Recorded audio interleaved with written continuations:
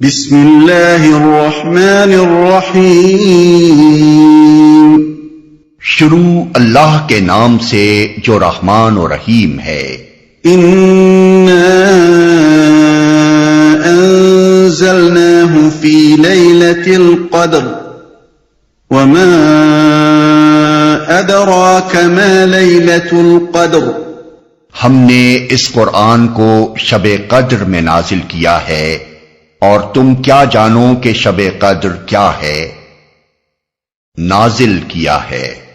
اصل میں الفاظ ہیں انزلناہ، ہم نے اس کو نازل کیا ہے، لیکن بغیر اس کے کہ پہلے قرآن کا کوئی ذکر ہو، اشارہ قرآن ہی کی طرف ہے، اس لیے کہ نازل کرنا خود بخود اس پر دلالت کرتا ہے کہ مراد قرآن ہے۔ اور قرآن مجید میں اس امر کی بکثرت مثالیں موجود ہیں کہ اگر سیاق کلام یا انداز بیان سے ضمیر کا مرجع خود ظاہر ہو رہا ہو تو ضمیر ایسی حالت میں بھی استعمال کر لی جاتی ہے جبکہ اس کے مرجع کا ذکر پہلے یا بعد میں کہیں نہ کیا گیا ہو۔ یہاں فرمایا گیا ہے کہ ہم نے قرآن کو شب قدر میں نازل کیا ہے۔ سورہ بقرہ میں ارشاد ہوا ہے شہر رمضان الذی انزل فیہ القرآن، یعنی رمضان وہ مہینہ ہے جس میں قرآن نازل کیا گیا۔ سورہ البقرہ آیت 185۔ اس سے معلوم ہوا کہ وہ رات جس میں پہلی مرتبہ خدا کا فرشتہ غار حرا میں نبی صلی اللہ علیہ وسلم کے پاس وحی لے کر آیا تھا، وہ ماہ رمضان کی ایک رات تھی۔ اس رات کو یہاں شب قدر کہا گیا ہے، اور سورہ دخان میں اسی کو مبارک رات فرمایا گیا ہے۔ انا انزلناہ فی لیلۃ مبارکۃ، یعنی ہم نے اسے ایک برکت والی رات میں نازل کیا ہے۔ آیت 3۔ اس رات میں قرآن نازل کرنے کے دو مطلب ہو سکتے ہیں۔ ایک یہ کہ اس رات پورا قرآن حامل وحی فرشتوں کے حوالے کر دیا گیا، اور پھر واقعات اور حالات کے مطابق وقتاً فوقتاً 23 سال کے دوران میں جبریل علیہ السلام اللہ تعالیٰ کے حکم سے اس کی آیات اور صورتیں رسول اللہ صلی اللہ علیہ وسلم پر نازل کرتے رہے۔ یہ مطلب ابن عباس نے بیان کیا ہے بروایت ابن جریر، ابن المنذر، ابن ابی حاتم، حاکم، ابن مردویہ، بیہقی۔ دوسرا مطلب یہ ہے کہ قرآن کے نزول کی ابتدا اس رات سے ہوئی، یہ امام شعبی کا قول ہے، اگرچہ ان سے بھی دوسرا قول وہی منقول ہے جو ابن عباس کا اوپر گزرا ہے بحوالہ ابن جریر۔ بہرحال دونوں صورتوں میں بات ایک ہی رہتی ہے کہ رسول اللہ صلی اللہ علیہ وسلم پر قرآن کے نزول کا سلسلہ اسی رات کو شروع ہوا، اور یہی رات تھی جس میں سورہ علق کی ابتدائی 5 آیات نازل کی گئیں۔ تاہم یہ بات اپنی جگہ ایک حقیقت ہے کہ قرآن کی آیات اور صورتیں اللہ تعالیٰ اسی وقت تصنیف نہیں فرماتا تھا جب رسول اللہ صلی اللہ علیہ وسلم اور آپ کی دعوت اسلامی کو کسی واقعے یا معاملے میں ہدایت کی ضرورت پیش آتی تھی، بلکہ کائنات کی تخلیق سے بھی پہلے ازل میں اللہ تعالیٰ کے ہاں زمین پر نوع انسانی کی پیدائش، اس میں انبیاء کی بعثت، انبیاء پر نازل کی جانے والی کتابوں، اور تمام انبیاء کے بعد آخر میں محمد صلی اللہ علیہ وسلم کو مبعوث فرمانے اور آپ پر قرآن نازل کرنے کا پورا منصوبہ موجود تھا۔ شب قدر میں صرف یہ کام ہوا کہ اس منصوبے کے آخری حصے پر عمل درآمد شروع ہو گیا۔ اس وقت اگر پورا قرآن حاملین وحی کے حوالے کر دیا گیا ہو تو کوئی قابل تعجب امر نہیں ہے۔ قدر کے معنی بعض مفسرین نے تقدیر کے لیے ہیں، یعنی یہ وہ رات ہے جس میں اللہ تعالیٰ تقدیر کے فیصلے نافذ کرنے کے لیے فرشتوں کے سپرد کر دیتا ہے۔ اس کی تائید سورہ دخان کی یہ آیت کرتی ہے فیہا یفرق کل امر حکیم، یعنی اس رات میں ہر معاملے کا حکیمانہ فیصلہ صادر کر دیا جاتا ہے۔ آیت 5۔ بخلاف اس کے امام زہری کہتے ہیں کہ قدر کے معنی عظمت و شرف کے ہیں، یعنی وہ بڑی عظمت والی رات ہے۔ اسی معنی کی تائید اسی صورت کے ان الفاظ سے ہوتی ہے کہ شب قدر 1000 مہینوں سے زیادہ بہتر ہے۔ اب رہا یہ سوال کہ یہ کون سی رات تھی، تو اس میں اتنا اختلاف ہوا ہے کہ قریب 40 مختلف اقوال اس کے بارے میں ملتے ہیں، لیکن علماء امت کی بڑی اکثریت یہ رائے رکھتی ہے کہ رمضان کی آخری 10 تاریخوں میں سے کوئی ایک طاق رات شب قدر ہے، اور ان میں سے بھی زیادہ تر لوگوں کی رائے یہ ہے کہ وہ 27ویں رات ہے۔ اس معاملے میں جو معتبر احادیث منقول ہوئی ہیں انہیں ہم ذیل میں درج کرتے ہیں۔ حضرت ابو ہریرہ کی روایت ہے کہ رسول اللہ صلی اللہ علیہ وسلم نے لیلۃ القدر کے بارے میں فرمایا وہ 27ویں یا 29ویں رات ہے، بروایت ابو داؤد طیالسی۔ دوسری روایت حضرت ابو ہریرہ سے یہ ہے کہ وہ رمضان کی آخری رات ہے، بروایت مسند احمد۔ حضرت ابی بن کعب سے زر بن حبیش نے شب قدر کے متعلق پوچھا تو انہوں نے حلفاً کہا اور استثناء نہ کیا کہ وہ 27ویں رات ہے، بروایت احمد، مسلم، ابو داؤد، ترمذی، نسائی، ابن حبان۔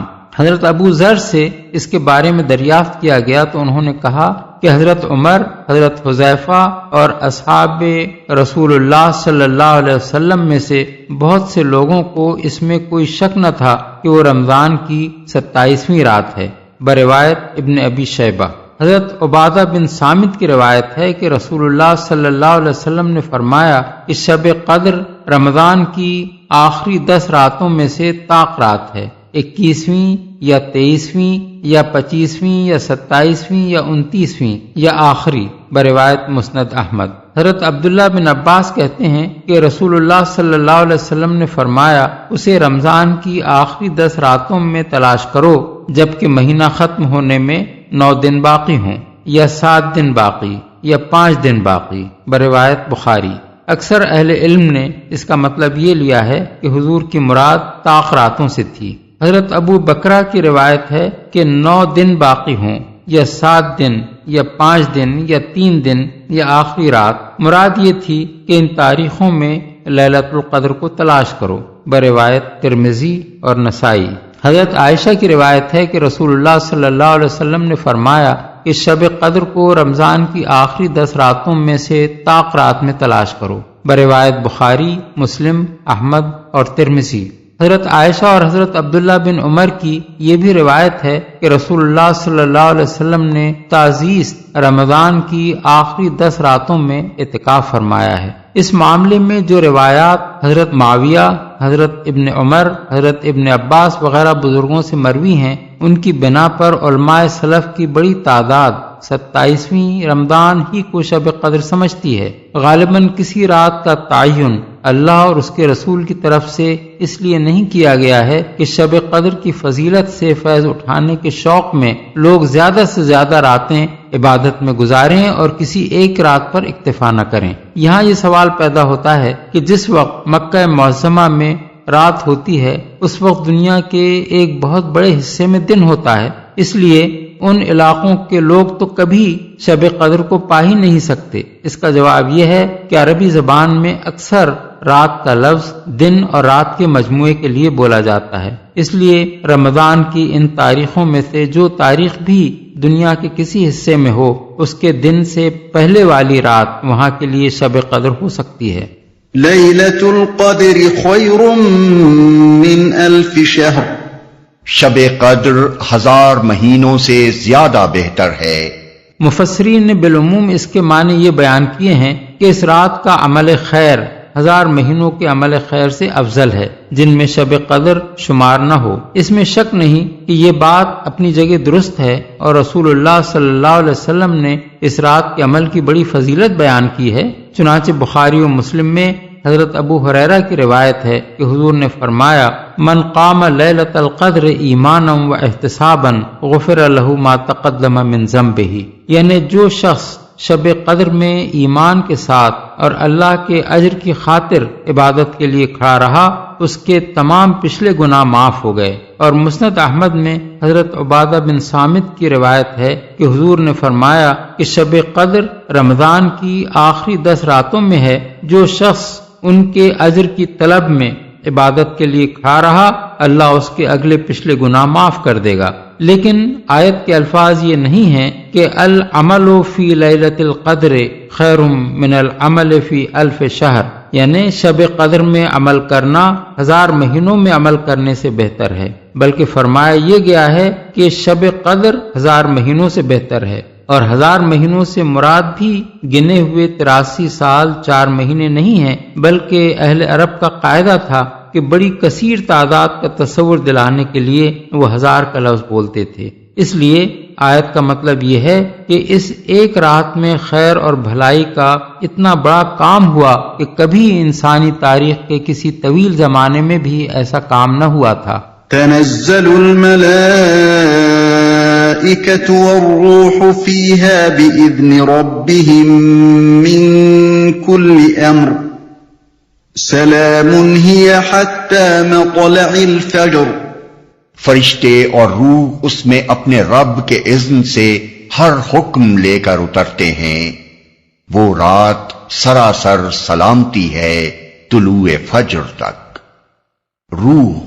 روح سے مراد جبریل علیہ السلام ہیں، جن کے فضل و شرف کی بنا پر ان کا ذکر فرشتوں سے الگ کیا گیا ہے. حکم لے کر اترتے ہیں، یعنی وہ بطور خود نہیں آتے بلکہ اپنے رب کے اذن سے آتے ہیں. اور ہر حکم سے مراد وہی ہے جسے سورہ دخان آیت 5 میں امر حکیم یعنی حکیمانہ کام کہا گیا ہے. طلوع فجر تک یعنی شام سے صبح تک وہ پوری رات خیر ہی خیر ہے، ہر شر اور فتنے سے پاک.